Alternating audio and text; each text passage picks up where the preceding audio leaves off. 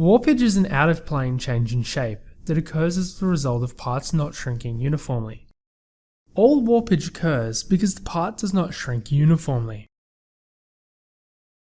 When a part shrinks uniformly, that is, the same amount in all directions, then it shrinks in size but maintains its overall shape. When parts do not shrink uniformly in all directions, stresses build up in the part and cause the part to change shape. The larger the difference in shrinkage, the more drastic the warping. All injection molded parts have non-uniform shrinkage and therefore warp. The question is the amount of warpage acceptable? There are three main causes we can attribute to warpage: differential cooling, differential shrinkage, and orientation effects. Orientation effects refers to the alignment of the plastic molecules and fibrous fillers within the material.